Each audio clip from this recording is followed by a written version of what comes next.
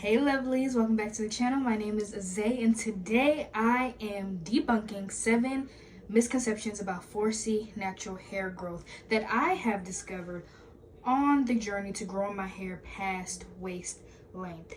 If you're new here, hi, my name is Zay and I have 4C natural hair. I've grown my natural hair tailbone length and I have grown many people's natural hair longer than they would have ever believed their hair could grow with my holistic DIY remedies. You can kind of call me a natural hair coach. So it's nice to meet you, and today I am going over 7 misconceptions about 4C natural hair growth that are circulating on the internet. And I'm not talking about the stuff we've already debunked, like that 4C hair can't grow or that it doesn't grow past a certain length. I mean, I don't have to go over those things. We know that those things aren't true and are very anti-black. Today, I'm going over some more nuanced things. Do you need to have an elaborate natural hair care routine? Licensed cosmetologists, their suggestions. Do they know everything about natural hair? We're going to talk about, do DIY remedies work? I mean, I already kind of answered that one for you. And a whole plethora of other topics. So if you like what you're hearing, if you like what you're seeing, do not hesitate to like, comment, subscribe, and hit that bell notification, because let's be honest, you're going to want to see more of me, you're going to want to see more of Sierra, you're going to want to hear more of what we have to share about 4C natural hair growth and more. So without further ado, let's get right into this video.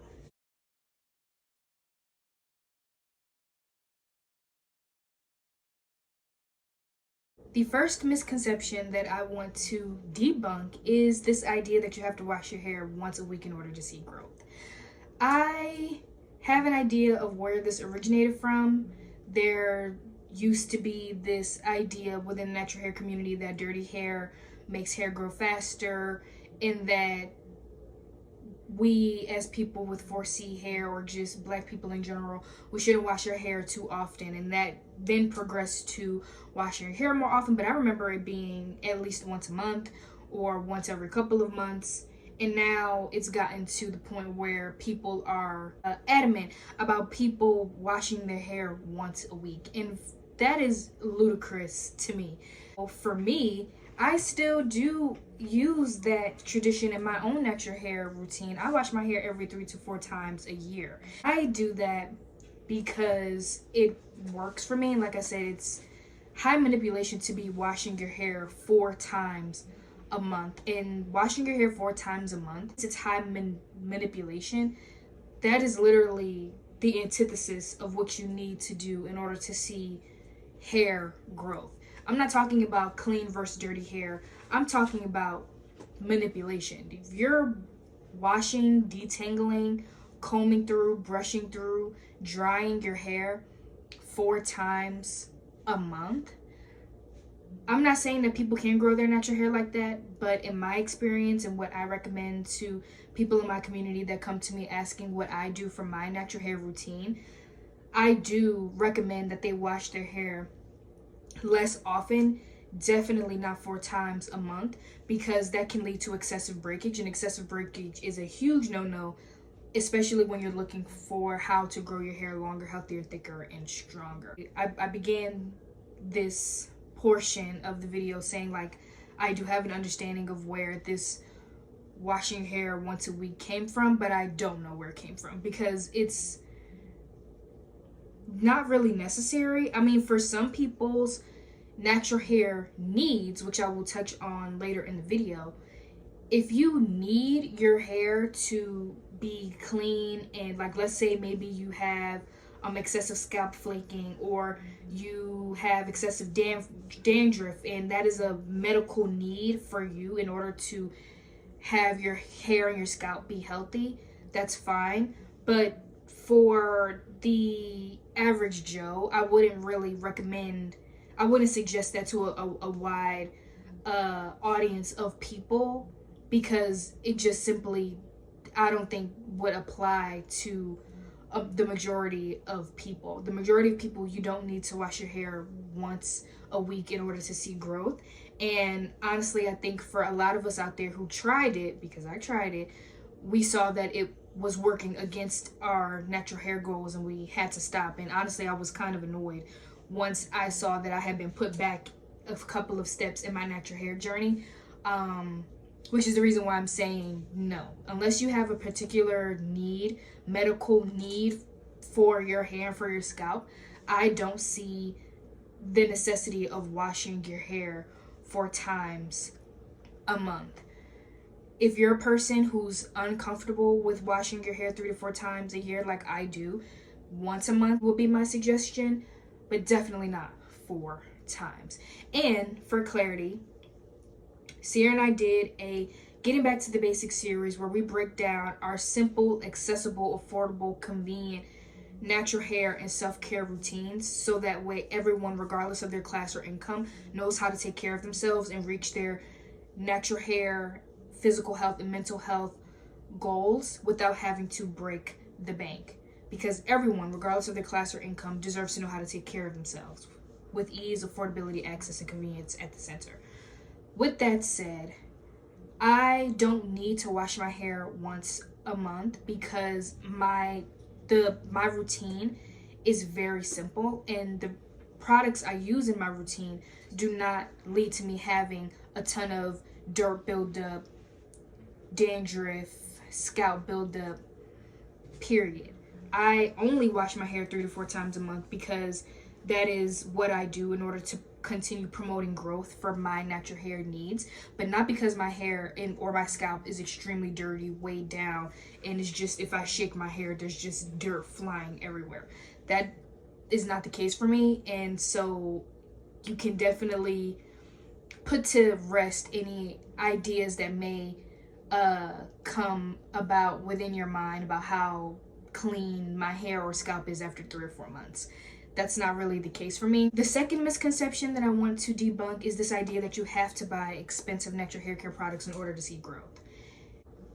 And I honestly think that it's because within the natural hair community, everybody and their grandmother is promoting this line, this brand, this hair care line, this hair care brand, and it doesn't run you less than $50. And that's being generous. I'm saying if you were to go buy 2 products out of their entire hair care line that these natural hair brands say that you need to buy in order to see natural hair growth and have healthy, long, strong, thick hair. I grew up on YouTube, and I was an active member of YouTube in terms of watching and viewership when there wasn't a question whether or not DIY and oils and butters worked for natural hair. I grew up on a YouTube where we were supportive of each other, and there wasn't this need to make content in order to secure a bag or in order to get noticed by big brands. And that's not a problem. People need to do what they need to do to feed their families, but on our part of YouTube, we're not going to put out and support brands and support products or routines, procedures, and precedents for money. We're here to talk truth. We're here to make things accessible for people. We're here to be honest and transparent about how we got our 4C natural hair to be healthy, long, thick, and strong as it is. Period. What I do to my natural hair is use 3 products plus a protein treatment, and that is it. That is what I've been doing. I stuck to what worked for me, and that is what got me the results that I have now. Once I got to a routine and products that I knew for a fact worked, that is what I stuck with. And I tried the big name brand natural hair brands. I have, and I disliked a lot of the products that they put out there because they were contributing to putting me back in my natural hair journey, making me have to adopt routines and methods and techniques of doing my hair that went against my natural hair goals. Meaning I was using these products and they were making me have to manipulate my hair more because the products was making my hair sticky. The products was causing excessive buildup on my hair and scalp because the products were honestly tangling my hair, coiling my hair to the point where it was causing a lot of single strand knots, and it was causing a lot of issues and dryness. And once I saw that these products that were being put out by all these big name brands were causing so many issues within my natural hair routines, I stepped off of them and I kept to what I knew worked for me, and that is what I always recommend to anyone who asks me how to grow their natural hair. 3 products plus a protein treatment. Stick to it. That's it. And if there's any particular needs that people need, expensive natural hair products has never been a staple in my routine, has never been a staple in routines that I recommend to other people who want to grow their natural hair, and probably never will be, because it's not about the price of the product. It's not about whose name is on the bottle. It's not about how many people are using it. It's really, for me, about what works and what's accessible and what's sustainable. Okay, you can afford to buy $120 or $150 worth of natural hair care products this month. What about next month? Maybe you might be able to afford $20 worth of a 10-ounce product, $20 worth of an 8-ounce product to do your natural hair. But what about next month? What about when it's time for you to help your little sister grow her natural hair, help your children grow their natural hair, or do any of those things? So for me, I don't really, and also these things are new. Why would I put my faith in brands that are just now coming out and taking their inspiration and their information from natural hair YouTubers that have been putting out there the DIY plant-based remedies that have been growing natural hair, and these companies are just taking that information, putting it in pretty packaging and selling it to you for 2, 3, 4 times than it will cost for you to go in your kitchen and do it. And this also feeds into the next point, which is that DIY products don't work. Sierra and I already made a video on our position in terms of this no oils, no butters, DIY remedies don't work. Sorry that so many natural hair YouTubers have been promoting this idea that the only thing that can work is what you can buy in a store. But I'm so happy to remind us all that before there were products in a store that you could buy to promote natural hair growth, there have been so many natural hair tubers who was working so hard to put out there and publicize all of the DIY natural holistic remedies that grows natural hair. So I don't know, it really puzzles me to think about how the natural hair community got so polluted with all of this misinformation, when at the root of the natural hair community has always been DIY, natural, holistic recipes and products and routines. So where is it coming from that DIY holistic remedies don't work? It's not true. And I don't know why it's the case. Like, I have an idea of why, and it's because the idea is that, well, maybe because so many people, like I said, are promoting these brands to progress themselves in their career and their finances, they're encouraging people to believe this idea that anything outside of what they're promoting doesn't work, which is not true. It's not that at all. You don't have to go out to a store to find solutions to your natural hair struggles and woes, especially since a lot of the products that these brands are putting out are from the holistic DIY recipes and routines that were already publicized by natural hair YouTubers videos. They're coming out with argan oil treatments and hair mayonnaise, avocado this, mango that, aloe vera this, rose water that, rice water this, sweet potato that, agave and honey. So it's like where DIY remedies don't work, but you're expecting me to go out and buy a $20, $30, $40, $50 product that is supposed to be made up of the same ingredients that I could go to the store and get for $2, $3, $4, $5 and make myself. You're gonna tell me that a processed product is better to put on my hair than a natural product for my natural hair?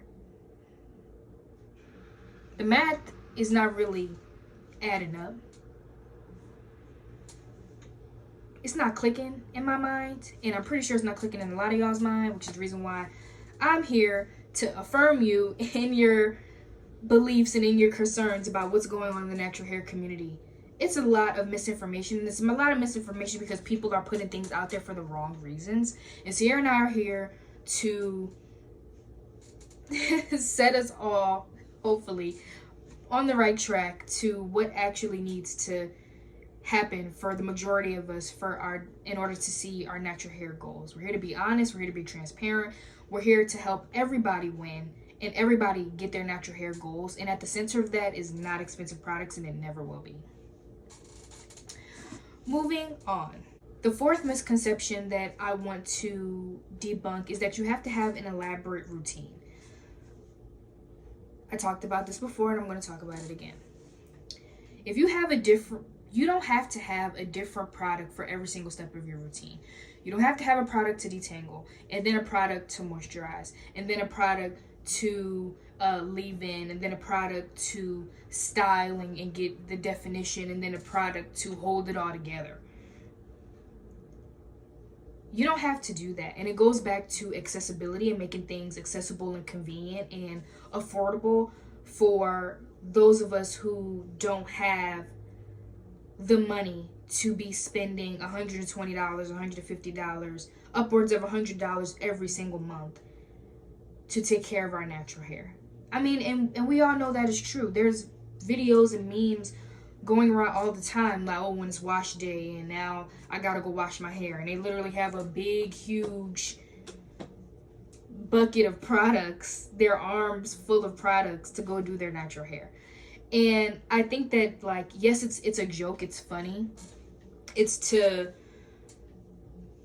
talk about how much our natural hair requires, but that's where the misconception comes in at. When I go to the bathroom, I only got 2 things in my hand, aside from when I need to shower. But when I go to wash my hair, I have 2 products in my hand, and that's shampoo and conditioner, because my routine is extremely simple. I already told you what I use to do my natural hair. So I use water, I use conditioner, I use olive oil constantly. I use those 3 things to moisturize my hair. I use those 3 things to style my hair. I use those 3 things period. What else do you really need? If you want to have, like, if you're a definition kind of girl, like I said, I style my hair with those 3 things. So the definition be definitioning. You know what I mean? Like, the coils be coiling, the style holds together. Because your hair, however you style your hair when it's, like, wet, in braids, twists, whatever, while it's wet and with conditioner oil, like, that's how it's gonna, like, hold together. I use those 3 things consistently in rotation, and then obviously when it's time to wash my hair, I use shampoo. I say all that to say, have fun. Shopping can be fun. A source of therapy and comfort for me used to be going to the beauty supply store with dollars that I had, maybe $4 or $5, and just picking up something. But when it comes to talking about what you need to do in order to grow your natural hair, because that is the focus of this video, and that is what I don't want to be missed over. That's not what I want to be glossed over by what I'm discussing. I'm talking about what you need to do in order to see growth and to have long, healthy, strong, thick natural hair. You don't need to have so many different products. I honestly advocate for the simpler, the better, because the simpler your routine is, the more likely you are to stick to it. The less money you may be spending on maintaining that particular routine, again, meaning you'll be able to stick to it long term. That way, you're not overloading your hair. It's not as much manipulation. You're not getting as much buildup because you're not using as much product. Less buildup means you're lessening the need to have to wash your hair because you won't have as much buildup, which means less manipulation. There's so many benefits to having a simpler routine, and that is what I always advocate for and suggest, and that is what has definitely grown my hair past waist length and has grown so many of the people who I've helped grow their natural hair longer than it's been previously. That has also been a key factor to them achieving those goals. The next misconception that I want to debunk is that you can have your cake and eat it too. And what I mean by that is, I've touched on this before and I will touch on it again. The things we see people do as natural hair content creators does not mean that that is what they do to grow their natural hair as long as it may be. I say that to say, we see natural hair content creators doing a lot of stuff with their natural hair. There's a new style every week. There's a new product every week. There's a new tool they're using every week. There's new hair care lines they're using every week. There's new routines and recipes and all of these things that they're doing every week, multiple times a week, multiple times a year. And we think we can have those same liberties and expect our natural hair to be growing and to be thriving and to be healthy and getting longer and thicker and stronger and getting denser and becoming more voluminous. But that's the misconception. You have to make some things you have to sacrifice in order to see your natural hair get to the place that you want it to be. We cannot indulge in all of the liberties that we see natural hair content creators do, or just other people do in general, if we have specific goals we want to achieve for our natural hair. I'll give you an example. One of the things I advocate for people to do if they're trying to grow their natural hair is to heavily utilize low manipulation styles for their natural hair, not with weave added. And it's because a lot of times when we go to these salons, people are not installing the weave correctly. And that can lead to excessive breakage, that can lead to traction alopecia, that can lead to a whole lot more problems that will put you behind on your natural hair journey if you had just left the weave alone. Now, even though we love the floor length braids, we love the faux locks, we love the butterfly locks and the Senegalese twist, and we love all of these different styles that involve having to go to a salon and have people in your hair and not really doing your hair with the health of your natural hair in mind. Even though we love those things, I recommend and suggest that we leave those things alone and let that be one of the things we miss out on the journey to growing our natural hair longer, healthier, thicker, and stronger, because we can't have our cake and eat it too sometimes. We just can't. There's some things that we have to let go of in order to grow our natural hair.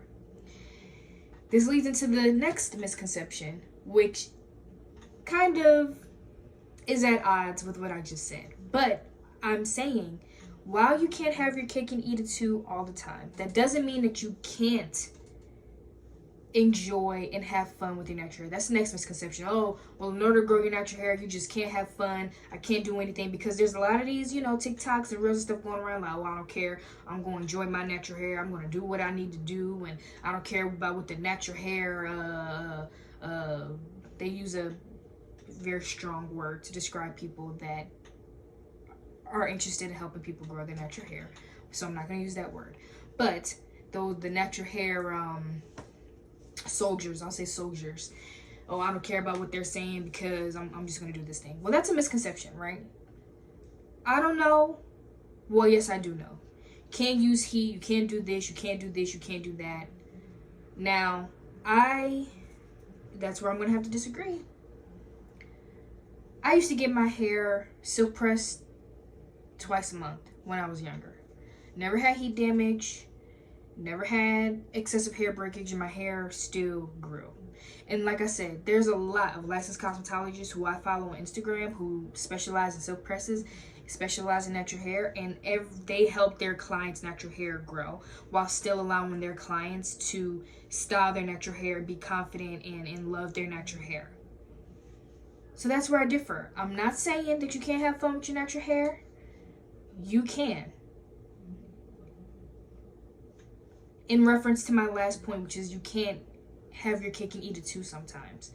And that's in reference to me letting people know that I suggest to leave styles that involve weave alone. But when it comes to other things, there are some exceptions. And there's exceptions to what I just said in the last breakdown as well. If you are going to a salon and every single time you go to that salon, your hair is getting longer, it's getting healthier, it's getting thicker, it's getting stronger, your hair goals are being achieved, stay there. That person who is doing your hair is blessed. They are a great stylist. They are a great hairdresser. You need to appreciate them, leave them a tip next time if you can, and recommend them to other people, because there are so many other people that are just not like that. And that is what I'm talking about when I say you can't have your cake and eat it too sometimes, especially in today's day and age where you can't even get people that do hair to freaking wash your hair, to take the necessary time it takes to do your hair. They're trying to get you in and out of your chair so that they can get the next person in and make as much money as possible in a day, especially in this kind of culture that we're in now, where the hairstylists, it seems like they don't even enjoy doing the hair. They're just trying to get you in and out. They're using a tub of gel on your scalp so that way it can look as aesthetic as possible for their Instagram pictures. They're using as much heat as they need to so that way you're like, they just, what I'm trying to say is that we're in a culture of hairstylists now, and it's been this way, but I'm saying especially now where there's this lack of care for both the customer and the natural hair. And so I generally suggest that people leave salons in totality alone, whether they're licensed cosmetologists or not, whether they supposed to specialize in natural hair or not. I generally advocate for people to leave hairstylists and hair and go to the salon alone, because people don't care about the health of your hair. They just want to get you in and out of their chair. But there are exceptions. So if you can find a way to have fun with your natural hair while also prioritizing your natural hair's health, by all means. I'm not a person who just says never use heat, never use color. Sierra's hair is dyed. My hair is currently blow dry, silk pressed out. I've even worn weave while growing my natural hair past waist length because I was installing it. So I know that I'm going to be gentle and careful with my hair. So it's a double-edged sword. Yes, you have to make sacrifices. And yes, you can have fun with your natural hair. It doesn't have to be either or. So those are the two misconceptions that I wanted to debunk, because they're a mouthful. They can be nuanced and messy, and sometimes people can make it seem like it's one or the other. But as a lot of people in the comments are always reminding, I guess, other people who may be reading the comment, because I know this, people have to do what works for them. I never tell people to not do what works for them, because doesn't it go without saying, if something works for you, continue to do it.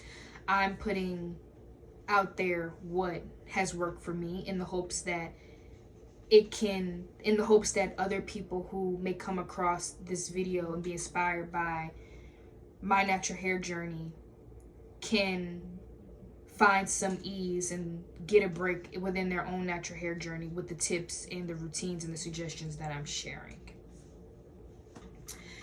The next misconception that I have to debunk, and I have no regrets in saying this because it's true, and I think that especially with the culture and the environment that the natural hair community is in today, it needs to be said.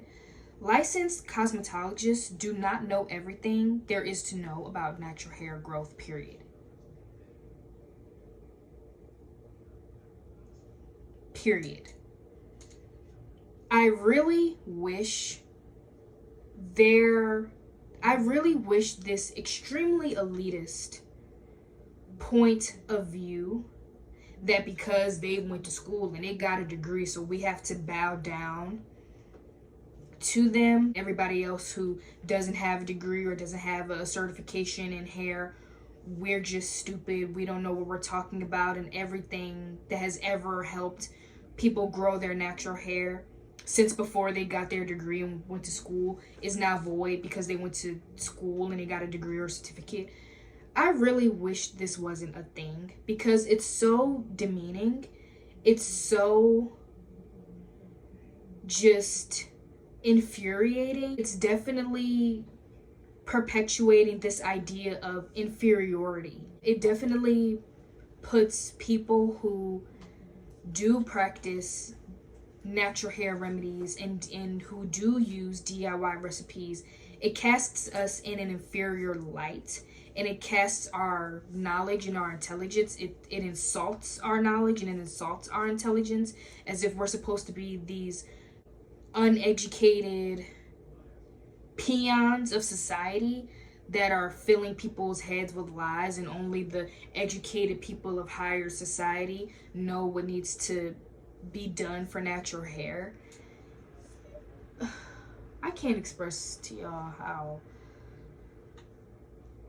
annoyed that makes me. It's very condescending, it's very patronizing, and it's also extremely ineffective at the main goal, which is to help everyone grow their natural hair. If you are actually concerned about people growing their natural hair and helping as many Black people as possible grow their natural hair and reach their natural hair goals, you wouldn't be only advocating for people to buy products that have been made and formulated by these professionals that are extremely inaccessible for people to have and to buy and to use over a long period of time. If you were secure in your knowledge as a licensed cosmetologist, you wouldn't be so adamant about putting other people's knowledge down, and you wouldn't be so adamant on making it seem like the only way people can get their goals is through you. It's like, it's almost as if certain groups of licensed cosmetologists are trying to monopolize how people can grow their natural hair and make it inaccessible so that way they can make more money. If you convince a whole bunch of people that the only way they can grow their natural hair is through your knowledge, through the techniques that you've learned in school and through the products that you put out there, that's making it extremely inaccessible for other people to grow their natural hair. And my point in saying that is there have been multiple licensed cosmetologists who have come across me and Sierra's page who have literally thanked us for our work and have been asking us to elaborate more on what we're talking about, because what we have put out there works. There's so, I mean, you can't deny it. There's a lot of comments under our videos explaining how people have gone home, tried the things that we have talked about, and it's working for them. Their hair is stronger than it's ever been before. Their hair is not breaking as much. They're not experiencing as much shedding. Their hair is shinier, softer, more manageable. All with things that are literally in their cabinets. So I want to make an example out of why we shouldn't just fall at the feet of licensed cosmetologists just because they have a certification or degree, because they're coming to Sierra and I to learn to take back to their clients. And the licensed cosmetologists that are telling you that DIY remedies don't work, that the only way for you to grow your natural hair is to buy their $250 2-ounce bottle of whatever the heck, is the only way for you to grow your natural hair, those people are red flags. Those people are only concerned about trying to make money and not trying to help people actually grow their natural hair. Because if they were, they would be trying to work with people who are experienced in growing natural hair from holistic DIY recipes instead of trying to put us down. Period. It is extremely divisive. It is extremely demeaning. It is extremely condescending for people to make it seem like, for licensed cosmetologists to make it seem like the only way for people to grow their natural hair is through their knowledge of what they've learned in school, especially when they're coming to our side of YouTube and trying to learn what Sierra and I are publicizing and putting out there to take back to their clients. So I really want to put that to rest, and I hope that definitely gives you, a better perspective on this entire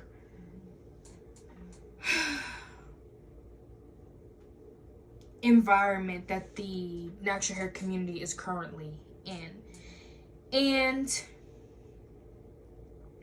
that is the end of this video. I really hope that you all enjoyed it. I hope that you all enjoyed me going on many, small, controlled, reasonable rants about the things that are circulating in the natural hair community. And the only reason I'm doing so is because, like I said, Sierra and I are all about accessibility and honestly, transparently helping people grow their natural hair. It does not have to be expensive. It does not have to be complicated. It does not have to be monopolized or only achieved one way.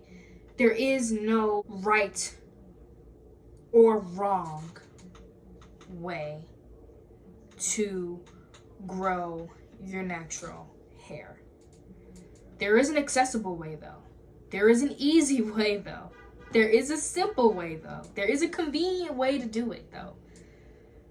And that is what Sierra and I are dedicated to do on our corner of the internet. And I don't know if I mentioned it already in this video, but I do offer natural hair consultations on justforblackgirls.com, where I will give you one-on-one personalized assistance to grow your natural hair holistically to the place that you probably have always wanted it to grow. I have been working with natural hair for over a decade, and what I will provide to you will always be with ease, affordability, simplicity, and convenience at the center. So if you're interested, you can definitely book a session with me. And this is particularly for people who, after they go on the channel and they watch the videos that I have put out there on what I do, my yearly routine, my monthly routine, and the things that I have in my routine that have grown my hair past waist length and grown many of the people in my community people's hair in my community past waist length and past their particular plateaus. If after you watch those things and you try them and you're still not seeing any budging, we can work together one-on-one to get your hair past your particular hair plateau. And I'm more than happy to be your natural hair bestie and coach in terms of getting your hair to be as glorious, magnificent, and healthy and long and strong as it can be. So I love you, lovelies, and until next time, bye. Mwah.